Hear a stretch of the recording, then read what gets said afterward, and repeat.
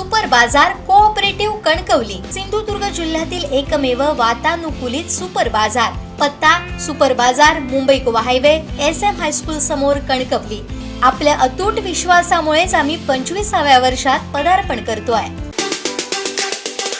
आणि मी तुम्हाला एक गोष्ट सांगतो की मी अनेक लोकांना सांगितलेलं नाहीये की राणे साहेबांना ज्या वेळेला मी तिकिटासाठी सगळ्यात अगोदर आवाज मी उठवलाच आहे. निलेशजी, मी सगळ्यात अगोदर आवाज उठवला की राणे साहेबांनी खासदारकीला उभं राहावं. तोपर्यंत राणे साहेबांचं ठरलेलं सुद्धा नव्हतं. परंतु जे लोक इतर इच्छुक होते त्यांनी मला शेवटी धमकी दिली. आता माझ्याकडे ते व्हॉट्सअप माझं डिलीट झालं की तुम्ही याच्यानंतर मंत्री असणार नाही कारण तुम्ही राणे साहेबांचं नाव सुचवलं.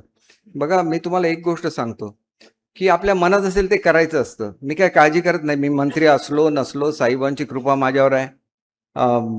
माझं चालू राहील.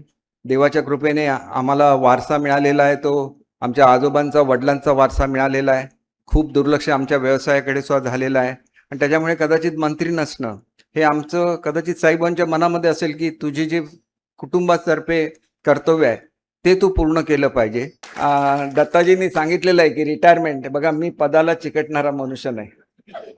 ज्यांची मंत्रिपदं केली ते सगळे मंत्री रागाने आपापल्या मतदारसंघात निघून गेलेले होते. मी एकमेव मंत्री आहे की ज्यांनी आपलं पद गेलं असताना सुद्धा पक्षाच्या सगळ्या मुलाखती दिल्या, आनंद व्यक्त केला. कारण अनेक लोक मंत्री व्हायला उत्सुक होते. त्यांच्या चेहऱ्यावरचा जो आनंद असतो, त्यांच्या मनातला जो आनंद असतो, त्याच्यामध्ये आपण सहभागी झालं पाहिजे. आणि ती शिकवण मला खऱ्या अर्थाने साईबाबांनी दिलेली असं मला वाटतं. आणि म्हणून माझा जर अनुभव बघितला तर 2004ला मी देखील आमदारकीला इच्छुक होतो.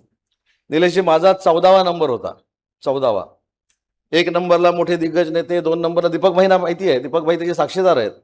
13 पर्यंत सगळे दिग्गज नेते आणि मी एवढा छोटासा कार्यकर्ता 14 नंबरला. दर 15 दिवसांना अटॅक यायची वेळ यायची. पेपरला ह्याचं फायनल झालं, त्याचं फायनल झालं, ह्याला साहेबांनी ग्रीन सिग्नल दिला, ही सूत्रांची माहिती, ती सूत्रांची माहिती. आणि ज्या दिवशी तिकीट फायनल झालं त्यावेळी तेली साहेब वरनं 1 नंबर साहेबांनी लावला नाही, खालनं 1 नंबर लावला. 1 नंबरला मी होतो, 14 नंबरच्या माणसाला तिकीट मिळालं.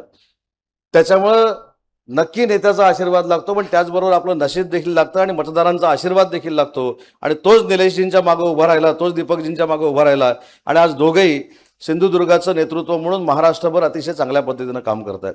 आपण काम करत राहिलं पाहिजे. कोणाला तिकीट मिळेल, कोणाला नाही मिळेल हा शेवटी नेत्यांचा प्रश्न आहे. पण जर आपण चांगलं काम केलं आणि जर चांगलं काम करून आपण लोकांपर्यंत पोहोचलो, जसं दीपक भाईंनी सांगितलं, तर कुठचीही अडचण राहत नाही. आणि थोडं आपण सहनशील असलं पाहिजे. मी राष्ट्रवादी काँग्रेस पार्टीमधनं शिवसेनेमध्ये गेलो. आता सगळ्यांनीच मनातलं बोललं तर मी पण बोललं पाहिजे. मला पक्षात घेताना मी राज्यमंत्री होतो. राज्यमंत्री म्हणून मला पक्षात घेताना मला एवढ्या शब्दा घेऊन सांगितलं होतं की 2 मंत्रिपदं मिळाली तरी तू मंत्री होणार, 4 मंत्रिपदं मिळाली तरी मंत्री होणार.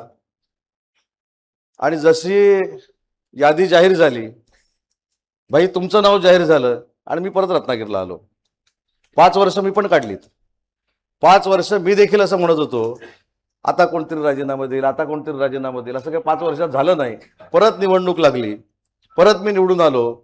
साहेब शिक्षण मंत्री झाले आणि मी उच्च व तंत्र शिक्षण विभागाचा मंत्री झालो. त्याच्यामुळे नियतीनं ज्यावेळी लिहून ठेवलेला आहे त्यावेळी तुम्हाला कोणी रोखू शकत नाही. हा आजपर्यंत नियतीचा इतिहास आहे. त्याच्यामुळे प्रत्येकानं राजकारणामध्ये सोसलेला आहे, भोगलेला आहे. अनेक वेळी तर संघर्षाला देखील आपण सगळे मिळून सामोरं गेलो.